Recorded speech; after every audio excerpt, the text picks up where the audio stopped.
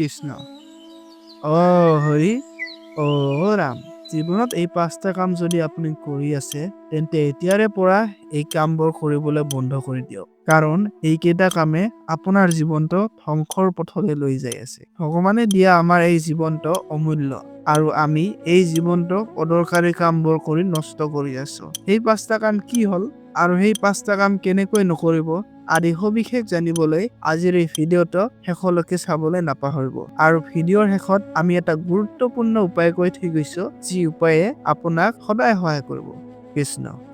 আমাৰ জীৱনটো ধ্বংস কৰাৰ প্ৰথমটো কাৰণ হ'ল সময়ৰ অপব্যৱহাৰ। আমি আমাৰ জীৱনৰ যথেষ্ট সময় কেৱল অলাগতিয়াল আৰু অৰ্থহীন কামত খৰচ কৰি থাকো। কিন্তু এইফালে যে আমি নাজানো যে এই সময়টো কেৱল ঘড়ীৰ কটাৰ দৰে, আৰু সময় হৈছে ভগৱানে দিয়া এক দান। যেতিয়া আমি আমাৰ অমূল্য সময়বোৰ নষ্ট কৰি থাকো, তেতিয়া আমি আমাৰ জীৱনৰ সফলতাৰ সম্ভাৱনাও নষ্ট কৰি থাকো। দ্বিতীয় কাৰণ হ'ল ধৰ্মীয় আৰু আত্মিক অনুশীলনৰ অভাৱ। আমি আমাৰ দেহৰ যত্নটো লৈ থাকো, কিন্তু আমি আমাৰ আত্মাৰ যত্ন কেতিয়াও নলওঁ। আমি জীৱনত সমৃদ্ধি কৰি নিজৰ দেহটো খুব শুশ্ৰূষাৰে ৰাখি যত্ন কৰো, কিন্তু প্ৰভুৰ প্ৰতি ভক্তি নেৰাখো। প্ৰভুৰ প্ৰতি ভক্তি নকৰো, কৃষ্ণৰ নাম কীৰ্তন আদি শ্ৰৱণ নকৰো, সৎ আচাৰ ব্যৱহাৰ নকৰো, আৰু যাৰ ফলত আমাৰ মনটো অসৎ চিন্তাৰে ভৰি থাকে, ফলত আমাৰ জীৱনটো ধ্বংস হয়। তৃতীয় কাৰণটো হ'ল দেহৰ অৱহেলা। আমাৰ এই দেহটো হৈছে ভগৱানে দিয়া এক পবিত্ৰ মন্দিৰ,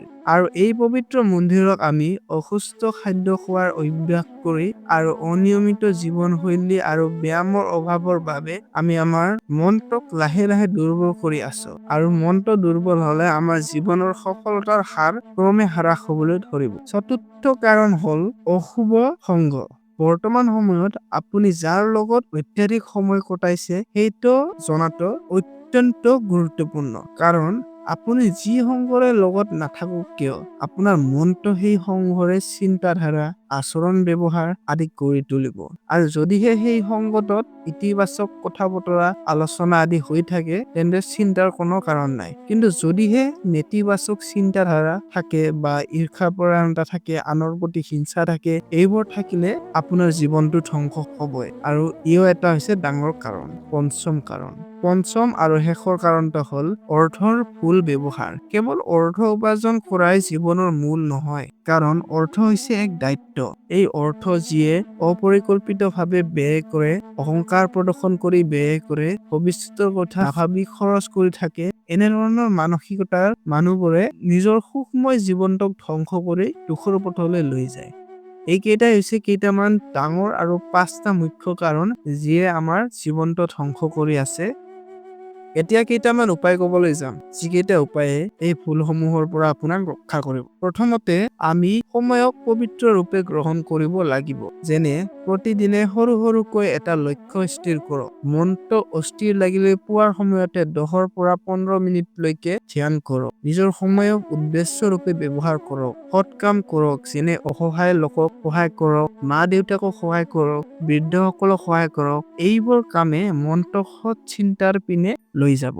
দ্বিতীয়টো উপায় হ'ল যে আমি দৈনিক জীৱনত আত্মিক অনুশীলন কৰিব লাগিব। যেনে পুৱা সন্ধিয়া প্ৰভুৰ প্ৰাৰ্থনা কৰা, প্ৰভুক কৃতজ্ঞতা জ্ঞাপন কৰা, দিনটো আৰম্ভ কৰাৰ আগতে প্ৰভুক কৃতজ্ঞতা জ্ঞাপন কৰা, ঘৰৰ ওচৰৰ নামঘৰলৈ যাওক, কৃষ্ণৰ কীৰ্তন কৰক, শ্ৰৱণ কৰক।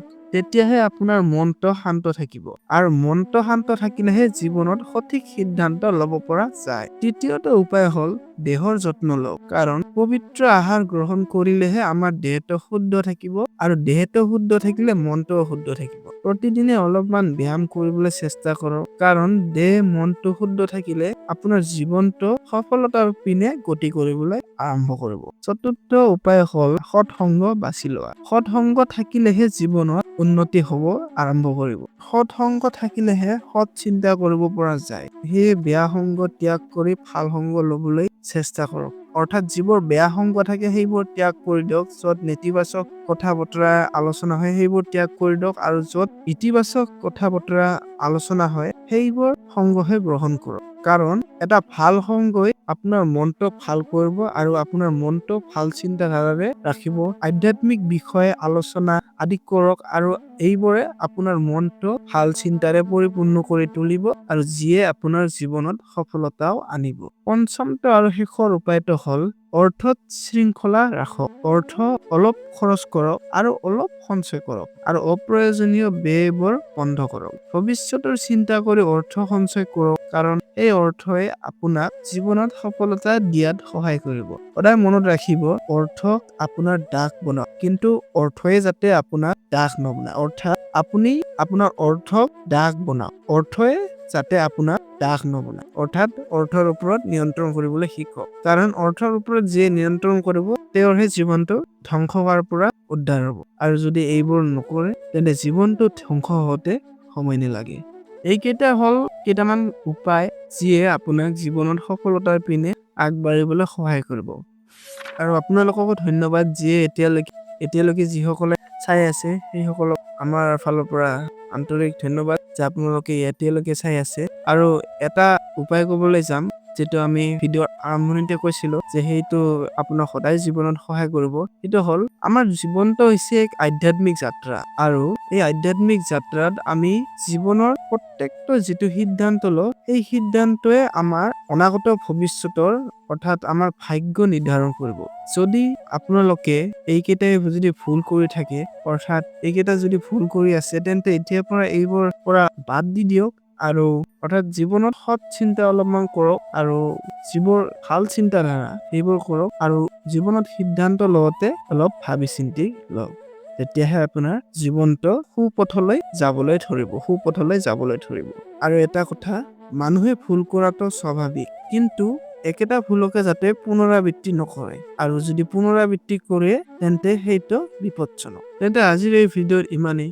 আশা কৰিলো আজিৰ এই ভিডিঅ'টো চাই আপোনালোকে ভাল পালে, আৰু যদি আমাৰ ভিডিঅ'ৰ মাজত কিবা যদি আমাৰ তথ্য দিয়াতে যদি আমাৰ ভুল হৈছে তেন্তে আমাক ক্ষমা কৰি দিব, আৰু এনেধৰণৰ ভিডিঅ'বোৰ চাই থাকিবলৈ চেনেলটো ছাবস্ক্ৰাইব কৰি থবলৈ নাপাহৰিব। তেন্তে আহিছো। কৃষ্ণ, অ হৰি, অ ৰাম।